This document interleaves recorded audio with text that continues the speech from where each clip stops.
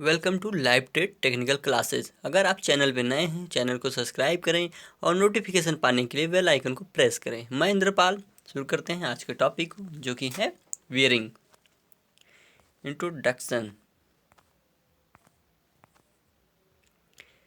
Bearing is a supporting device. Bearing एक सहारा देने वाला उपकरण है। बियरिंग का प्रयोग शाफ्टों को सहारा देने के लिए किया जाता है। आते हैं डेफिनेशन पे। मशीनों के स्पिंडल व शाफ्टों को सहारा देने के लिए और उसे सही स्थिति में रखने के लिए जिस युक्ति का प्रयोग किया जाता है उसे बियरिंग कहते हैं। फिगर में साफ आपको दिखाई दे रहा है कि बियरिंग का प्रयोग शाफ्ट को सहारा देने के लिए किया जा रहा है। नेक्स्ट चलते हैं, बियरिंग किस किस धातु की बनी होती हैं। बियरिंग प्रायः निम्नलिखित धातु की बनाई जाती हैं, जैसे कास्ट आयरन। कास्ट आयरन की जो बियरिंग बनी होती है उसका प्रयोग कम गति व अधिक भार के लिए किया जाता है। नेक्स्ट,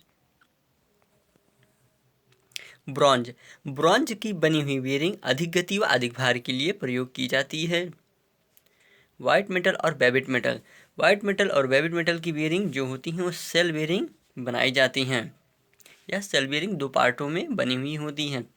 इसके अतिरिक्त बियरिंग निम्नलिखित धातु की बनाई जाती हैं, जैसे chromium steel, cadmium steel, aluminium, silver और एलॉय स्टील बियरिंग आदि। इनकी धातुओं की बियरिंग बनाई जाती है तथा इनके गुण यानी क्वालिटी के अनुसार इनका प्रयोग किया जाता है। Quality of bearing. बियरिंग के क्या क्या गुण होने चाहिए। एक बियरिंग में निम्नलिखित गुण होने चाहिए, जैसे गति प्रतिरोधी कम होना चाहिए, यानी गति का विरोध नहीं करना चाहिए। घिसावट रोधी नहीं होना चाहिए। अचानक आए भार को सहने में सक्षम होना चाहिए। सतह से ऊष्मा दूर करने में सक्षम होना चाहिए। संक्षारण रोधी होना चाहिए। फिट शाफ्ट से इसका गलनांक कम होना चाहिए ताकि वह शाफ्ट पर जाम होने से पहले तक मूवमेंट कर सके। यूज है बियरिंग। बियरिंग का उपयोग क्या है। बियरिंग का प्रयोग शाफ्ट को सहारा देने के लिए व निश्चित स्थान पर रखने के लिए किया जाता है। शाफ्ट को मुक्त रूप से चलने देने के लिए बियरिंग का प्रयोग किया जाता है। घूमने वाले तत्वों को पकड़ने के लिए बियरिंग का प्रयोग किया जाता है। घिसाव व रगड़ने की क्रिया को कम करने के लिए बियरिंग का प्रयोग किया जाता है। नेक्स्ट, बियरिंग मुख्यतः निम्नलिखित भागों में बांटी जाती है। According to shape. शेप के अनुसार बियरिंग को बांटा गया है। अकॉर्डिंग टू लोड, भार के अनुसार। अकॉर्डिंग टू फ्रिक्शन, घर्षण के अनुसार। तो चलते हैं अकॉर्डिंग टू शेप। आकार के अनुसार बियरिंग कितने प्रकार की होती हैं और उनके प्रयोग क्या हैं। According to shape. शेप के अनुसार bearing flat shape bearing. Flat shape bearing जो होती हैं इनका प्रयोग स्लाइडिंग वाले पार्टों को सहारा देने के लिए या चपटे आकार की होती हैं। इसे स्लाइडिंग व गाइडिंग बियरिंग भी करते हैं। इसका प्रयोग लेड बेड व कैरेज में किया जाता है। नेक्स्ट है राउंड बियरिंग और सिलिंड्रिकल बियरिंग। ये गोलाकार तथा घूमते हुए पार्ट को सहारा देने के लिए की जाती है, जैसे सॉलिड बियरिंग, बॉल बियरिंग और रोलर बियरिंग। नेक्स्ट है अकॉर्डिंग टू लोड। लोड के अनुसार बियरिंग कितने प्रकार की होती हैं। लोड के अनुसार बियरिंग 4 प्रकार की होती हैं। Journal bearing, thrust bearing, foot step और पिवट बियरिंग, स्लीपर और गाइड बियरिंग। ये 4 प्रकार की बियरिंग अकॉर्डिंग टू लोड होती हैं। तो आते हैं नेक्स्ट, जर्नल बियरिंग के बारे में जानते हैं। जर्नल बियरिंग इस प्रकार की जो बियरिंग होती है इसे रेडियल बियरिंग भी कहते हैं। इस पर लोड 90 डिग्री या समकोण यानी शाफ्ट के अक्ष रेखा के लंबवत पड़ता है। ये आपको फिगर में स्पष्ट रूप से दिखाई दे रहा है। इस पे लोड जो है शाफ्ट के अक्ष के लंबवत रूप में पड़ रहा है। इसे जर्नल और रेडियल बियरिंग भी कहते हैं। Next, advantage of journal bearing. Journal bearing के क्या लाभ होते हैं। ये सस्ते होते हैं, ये आवाज़ कम करते हैं, ये कम टूटते व फिनिशिंग इनकी अच्छी होती है, इनकी मजबूती अधिक होती है। और इसके डिसएडवांटेज के बारे में जानते हैं। जर्नल बियरिंग के डिसएडवांटेज क्या क्या होते हैं। इसके डिसएडवांटेज कई प्रकार के होते हैं। ये घर्षण इसमें अधिक होती है, प्रतिदिन लुब्रिकेशन की आवश्यकता होती है, अधिक गति पर प्रयोग इनका नहीं किया जा सकता। नेक्स्ट चलते हैं थ्रस्ट बीयरिंग। थ्रस्ट बीयरिंग, इसमें भार बीयरिंग की अक्ष रेखा के समांतर पड़ता है। इसमें कॉलर प्रयोग करने से यह एक ही स्थिति में घूमती है, यानी इसमें जो कॉलर प्रयोग किया जाता है उससे यह एक ही दिशा में घूमती है, इधर उधर नहीं जाती। थ्रस्ट बीयरिंग, थ्रस्ट बीयरिंग के फिगर के बारे में जानते हैं। ये है थ्रस्ट बीयरिंग का फिगर, जो कि अक्ष रेखा के, जो हमारी अक्ष रेखा है उस रेखा के समांतर इसका भार पड़ रहा है। फिगर में दिखाई दे रहा है, ये हमारी अक्ष रेखा है और इस पर जो लोड लग रहा है वह अक्ष रेखा के भार, अक्ष के समांतर भार पड़ रहा है थ्रस्ट बीयरिंग में। काफ़ी इसमें कन्फ्यूजन हो जाता है कि रेडियल लोड क्या होता है और थ्रस्ट लोड क्या होता है, तो इस कन्फ्यूजन को क्लियर कर देते हैं। जब भी किसी भी शाफ्ट के ऊपर चारों ओर से जो भार पड़ता है उसे रेडियल लोड कहते हैं, यानी रेडियल भार कहते हैं। और जब किसी शाफ्ट पर भार लंबवत यानी एक ही दिशा से पड़े तो उसे थ्रस्ट लोड कहते हैं। इसमें कभी कंफ्यूज ना होइएगा। नेक्स्ट चलते हैं फुट स्टेप और पिवट बीयरिंग। फुट स्टेप और पिवट बीयरिंग किसे कहते हैं? इस प्रकार की बीयरिंग का प्रयोग शाफ्ट के एक सिरे को खड़ी अवस्था में रखने के लिए व बीयरिंग पर भार शाफ्ट के समांतर पड़ता है। इस जो बीयरिंग होती है पिवट बीयरिंग, इसमें जो होती है शाफ्ट को खड़ी अवस्था में और सहारा देने के लिए प्रयोग की जाती है, जबकि बीयरिंग जो प्रेशर यानी शाफ्ट के अक्ष रेखा के समांतर होता है। इसका एक किनारा बीयरिंग के अंदर लगा हुआ होता है, जिससे ये कहीं मूवमेंट नहीं करता है और शाफ्ट को सही दिशा में रखा हुआ होता है। नेक्स्ट चलते हैं फुट स्टेप बीयरिंग की फिगर के बारे में जानते हैं। ये फुट स्टेप और पिवट बीयरिंग का फिगर है, जो कि इसमें स्पष्ट रूप से दिखाई दे रहा है कि इसमें किस प्रकार से शाफ्ट को सहारा दिया जा रहा है और यह पार्ट जो है इस शाफ्ट के अंदर फिट हुई है। नेक्स्ट चलते हैं स्लीपर और गाइड बीयरिंग। इस प्रकार की बीयरिंग का प्रयोग लंबाई में चलने वाले पार्टों के लिए किया जाता है, जो गाइड का भी काम करती हैं, जैसे मशीन की स्लाइड व स्टीम इंजन का क्रॉस हेड। इसका प्रयोग मशीनों की स्लाइड में किया जाता है, स्लीपर और गाइड बीयरिंग का। Next according to friction bearing, यानी घर्षण के अनुसार बीयरिंग कितने प्रकार की होती है? घर्षण के अनुसार बीयरिंग दो प्रकार की होती हैं।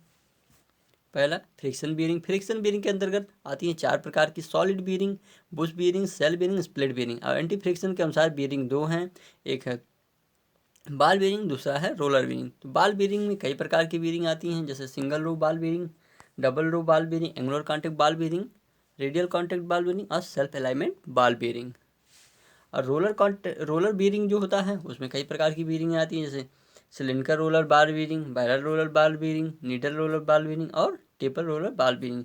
कई प्रकार से क्वेश्चन पूछा जाता है नीडल बीयरिंग किसके अंतर्गत आती है, तो लोग इसमें कंफ्यूज हो जाते हैं नीडल बीयरिंग किसके अंतर्गत आती है। नीडल बीयरिंग जो होती है वो नीडल रोलर बीयरिंग के अंतर्गत ही आती है, रोलर बीयरिंग के अंतर्गत आती है। अगला है फ्रिक्शन बीयरिंग में स्पेरिकल बीयरिंग जो होती है वो फ्रिक्शन बीयरिंग के अंतर्गत आती है। तो नेक्स्ट चलते हैं फ्रिक्शन बीयरिंग के अंतर्गत सॉलिड बीयरिंग। सॉलिड बीयरिंग जो होती है या कास्ट आयरन व गन मेटल व ब्रॉन्ज की बनाई जाती हैं। इनका प्रयोग कम गति वाले शाफ्ट के लिए किया जाता है। सॉलिड बीयरिंग का प्रयोग कम गति के लिए किया जाता है। ये सॉलिड बीयरिंग का फिगर है, जो कि आपको स्पष्ट रूप से दिखाई दे रहा है। ये तो सॉलिड एक ही पार्ट में ये बनी हुई होती हैं और इनका प्रयोग जो होता है फाउंडेशन बोल्ट से नट और बोल्ट के द्वारा टाइट करके फिक्स कर दिया जाता है। नेक्स्ट चलते हैं बुश बीयरिंग। बुश बीयरिंग जो होता है यह कास्ट आयरन, पीतल, ब्रॉन्ज व गनमेटल के बनाए जाते हैं। इसे हाउसिंग में फीड किया जाता है। इसका प्रयोग वहाँ पर किया जाता है जहाँ पार्टों को घिसने से बचाना हो या अधिक गति व लाइट लोड के लिए प्रयोग की जाती है। जो बुश बीयरिंग होती है इसका प्रयोग हम वहाँ पे करते हैं जहाँ पे हमारे शाफ्ट जो होते हैं कीमती होते हैं, उनको बचाना होता है, वहाँ पे इसका प्रयोग किया जाता है बुश बीयरिंग का। बुश बीयरिंग जो होती है एक प्रकार का हालो सिलेंड्रिकल रॉड की तरह होता है, जो कि फिगर में आप स्पष्ट रूप से दिखाई दे। ये जो है ये बुश बीयरिंग है। बुश बीयरिंग को हम इस हाउसिंग में फिट कर देते हैं। फिट करने के बाद ये हमारा जो शाफ्ट होता है इसको स्मूथली चाल देता है या हमारा फ्रिक्शन बीयरिंग के अंतर्गत आता है। और इसके पार्ट के बारे में जान लेते हैं। यहाँ पे देखिए ऑयल होल बना हुआ है, ये बीयरिंग हाउसिंग है। और इसमें है बीयरिंग बुश, ये जो हमारा बुश है ये बीयरिंग बुश, इस बुश के अंतर्गत फिक्स होगा। और इसमें जो है ये शाफ्ट जो है ये शाफ्ट मूवमेंट करेगा। ये cross section of Bush bearing है, बुश बीयरिंग का क्रॉस सेक्शन को प्रदर्शित किया गया है। नेक्स्ट चलते हैं सेल बीयरिंग। सेल बीयरिंग क्या होती है? यह बीयरिंग दो भागों में बनी होती है। इसकी बाहरी body cast iron, gun metal या ब्रॉन्ज के बनाए जाते हैं। वह लाइनिंग के लिए वाइट मेटल व वेलवेट मेटल का प्रयोग किया जाता है। इसका प्रयोग भारी कार्यों के लिए किया जाता है। जो ये सेल बीयरिंग होती हैं इसका प्रयोग भारी कार्यों के लिए किया जाता है।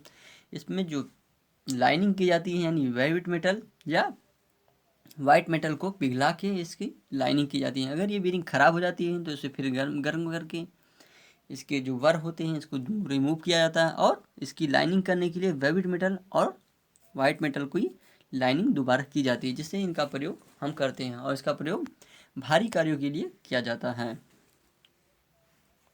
नेक्स्ट चलते हैं स्प्लिट बीयरिंग। स्प्लिट बीयरिंग जो होती है यह भी दो भागों में बनी हुई होती है।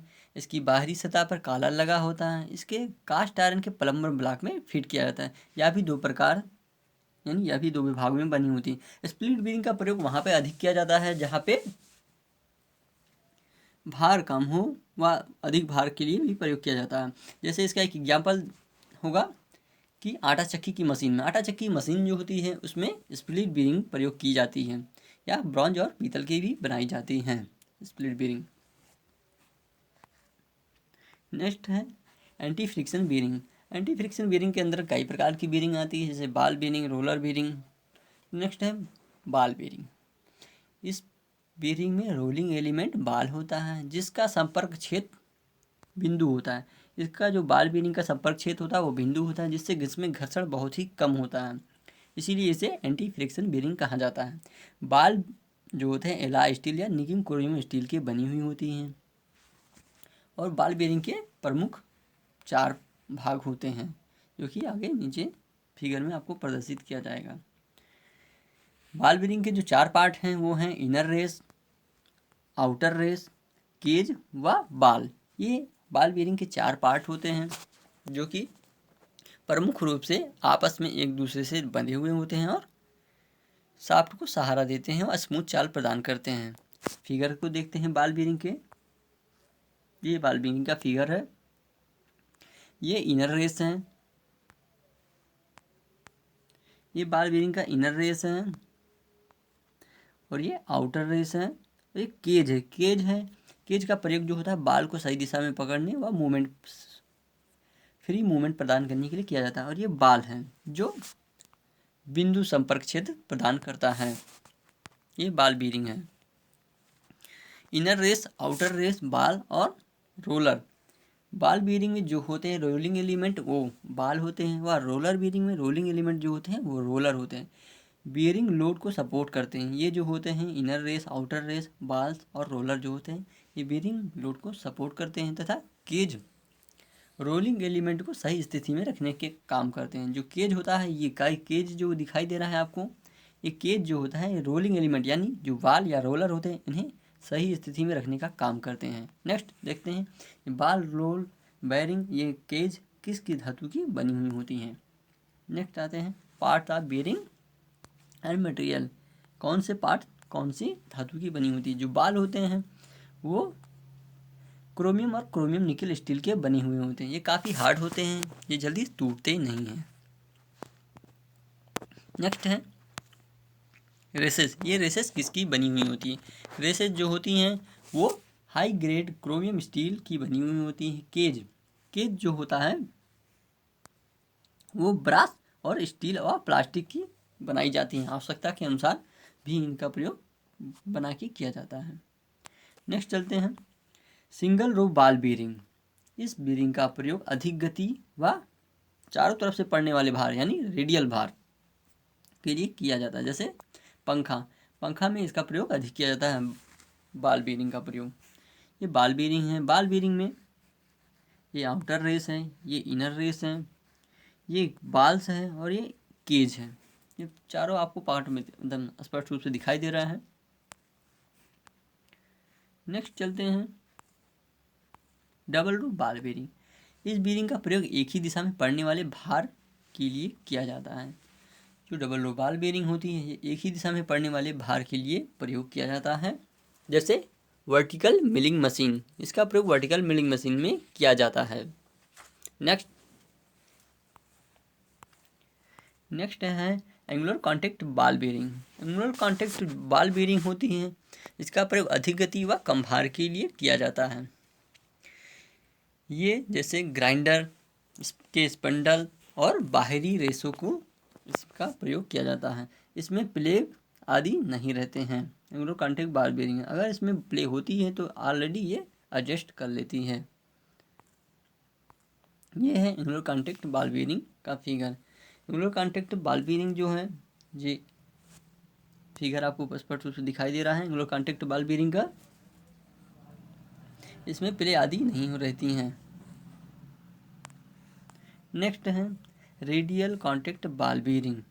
रेडियल कॉन्टैक्ट बॉल बेरिंग, इस बेरिंग का प्रयोग उच्च गति व भारी लोड के लिए किया जाता है। इसके एक तरफ कॉलर लगा होता है जो कि शाफ्ट पर जो भार पड़ता है उसको सहने के लिए इसका प्रयोग किया जाता है। इस बेरिंग में जो प्ले होती है यानी जो थोड़ा बहुत भी वेल्डिंग होता है वो ऑटोमेटिक दूर हो जाता है। Radial contact ball bearing, radial contact ball bearing, ये रेडियल कॉन्टैक्ट बॉल बेरिंग का फिगर है। Radial contact ball bearing. Next चलते हैं सेल्फ अलाइनमेंट बॉल बेरिंग। यह भी डबल रो बॉल बेरिंग की तरह होता है। इसका केज जो होता है वो गोलाई में बना हुआ होता है। इसकी जो केज होती है वो गोलाई में बनी हुई होती हैं और इसमें प्ले होने से यानी जिसमें अगर प्ले होती है किसी प्रकार की थोड़ा भी मूवमेंट इधर उधर होता तो ऑटोमेटिक ये जो होती हैं अपने आप सीध में आ जाती हैं। इसलिए इन्हें एंगुलर कॉन्टैक्ट बॉल बेरिंग कहा जाता है क्योंकि ये ऑटोमेटिक कोड़ी अपना कोण यानी जो होता है इनका कोण तिरछापन जो होता है वो सही हो जाता है। नेक्स्ट है रोलर बेरिंग। इसमें बाल की जगह जो होते हैं रोलर प्रयोग किए जाते हैं। इसका संपर्क क्षेत्र रेखा होती है या भारी कार्यों के लिए प्रयोग किया जाता है।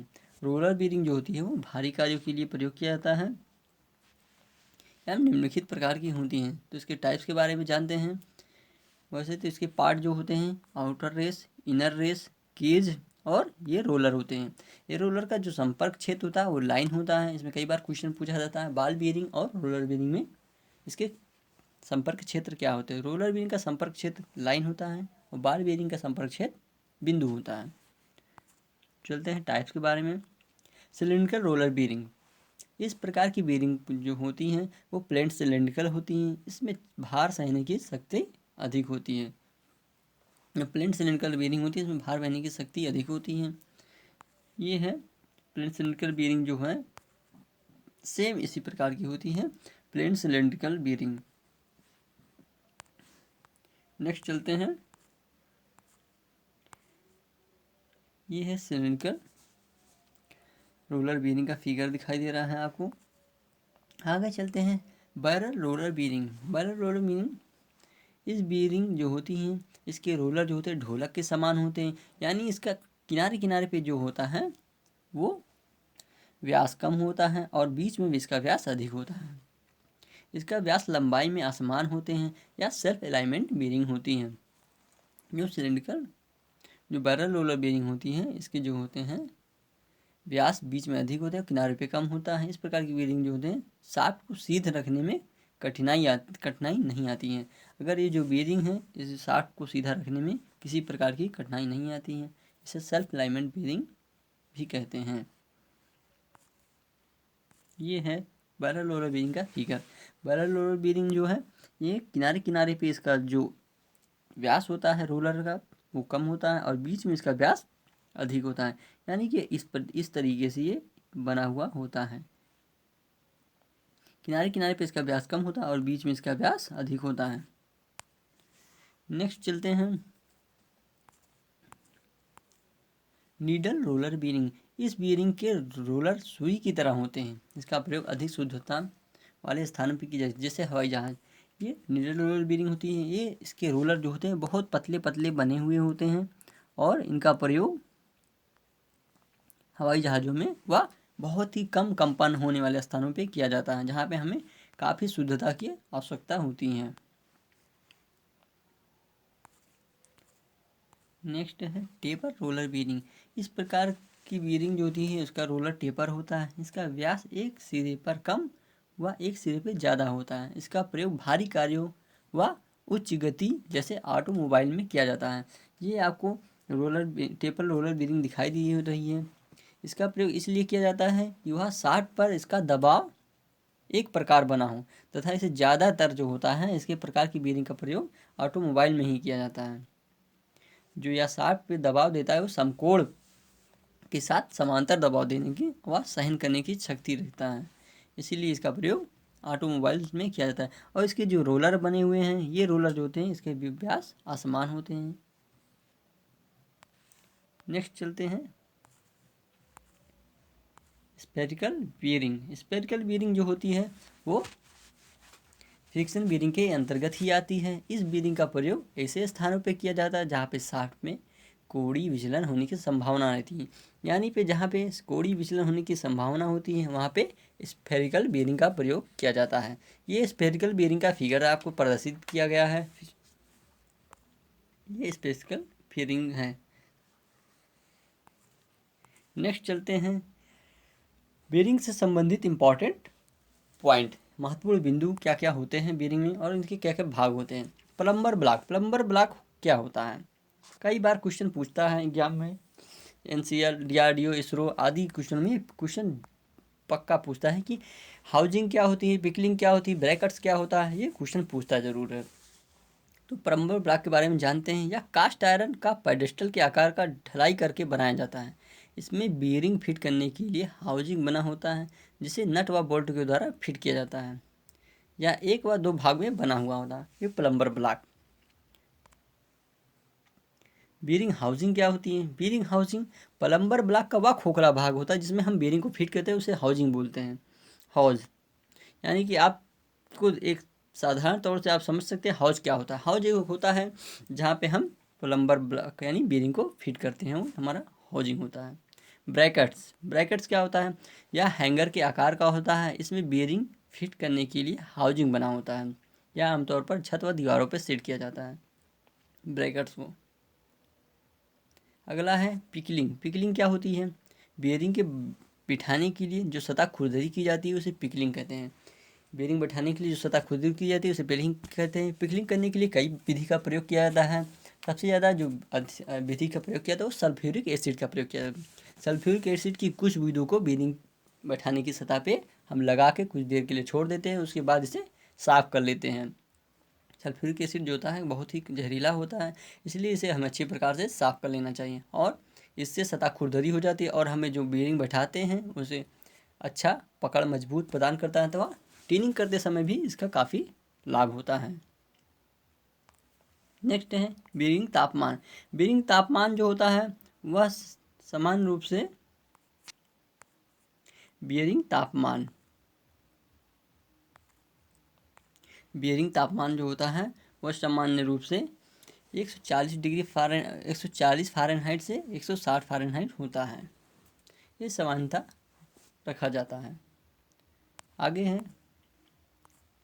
लोडिंग किसे कहते हैं? बीयरिंग के ऊपर जो लोड पड़ता है उसे लोडिंग कहते हैं। यानी जो बीयरिंग पे हम कार्य कर रहे हैं, जो भार दे रहे हैं उस पर जो लोड पड़ रहा है उसे लोडिंग कहते हैं। जैसे जनरल बीयरिंग में जनरल बीयरिंग जो हम प्रयोग करते हैं उसमें लोड जो होता है शाफ्ट के धुरी के समकोण पे पड़ता है। ये इंपॉर्टेंट क्वेश्चन है, ये बार बार पूछा जाता है। जनरल बीयरिंग में लोड कैसे पड़ता है? शाफ्ट की धुरी के समांतर पड़ता है या शाफ्ट की धुरी के लंबवत पड़ता है?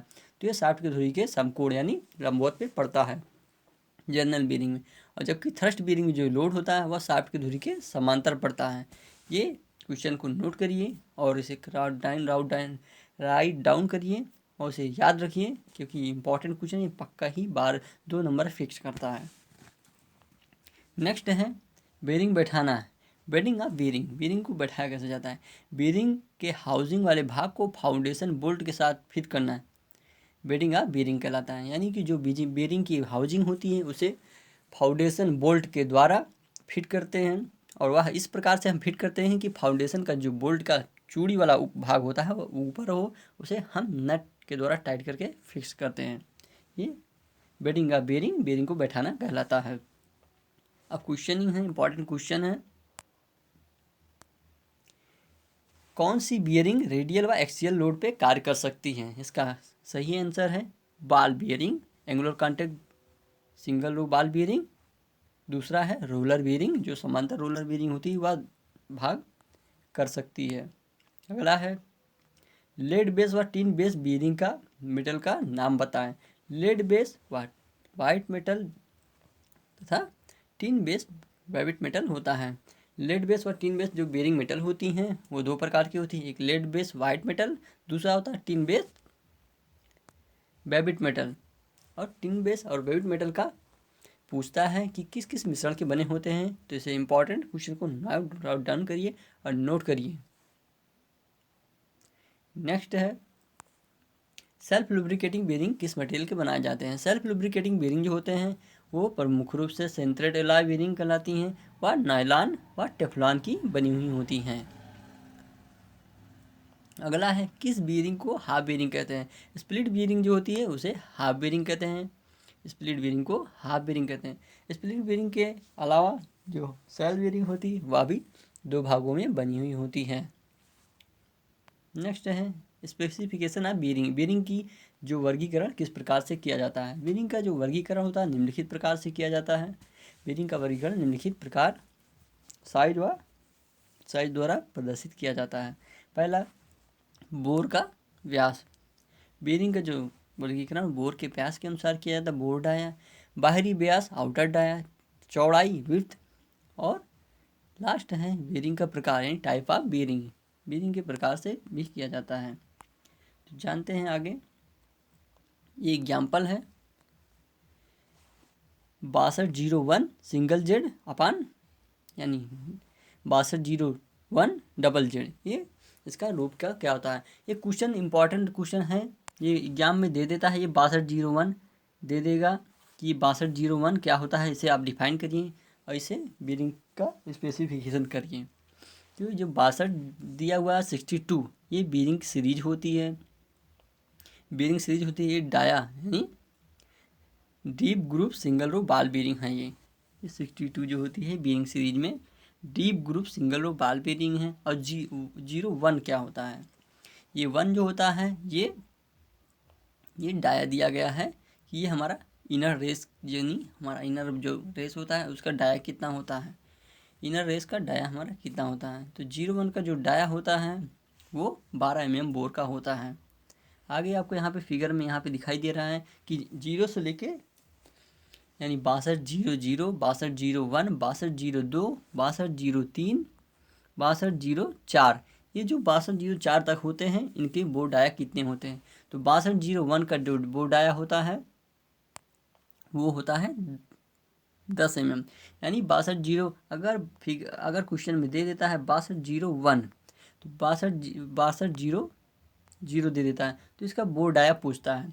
तो बोर डाया कितना होगा? इसका बोर डाया हो जाएगा 10 mm। अगर 6201 पूछता है तो इसका बोर डाया 12 mm होता है। अगर 6203 पूछता है तो इसका बोर डाया हो जाएगा, 6202 पूछता है इसको बोर डाया 15 हो जाएगा। अगर 6203 पूछता है इसका बोर डाया 17 हो जाएगा। और 6204 हो जाए पूछता है तो इसका बोर डाया 20 हो जाएगा। अगर इससे अधिक पूछता है 6205 तो हम इसमें 8 से मल्टीप्लाई करके इसका बोर डाया हम ज्ञात कर लेंगे। यानी इसमें हम 8 से गुणा करके हम इसके बोर डाया को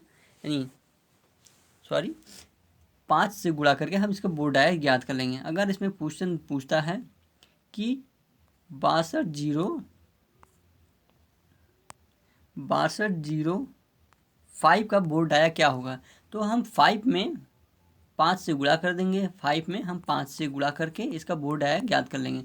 5 × 5 × 5 हो जाएगा 25। इसका बोर डाया जो होगा वो 25 mm का हो जाएगा। इसी प्रकार अगर पूछता है 6202, 6203 या 6204, यानी हम 6204 तक याद रखते हैं। उसके बाद अगर पूछता है 6205, 6, 7, 8, 9, तो हम 9 में 5 से इंटू करके हम इसका बोर्ड आया ज्ञात कर लेते हैं।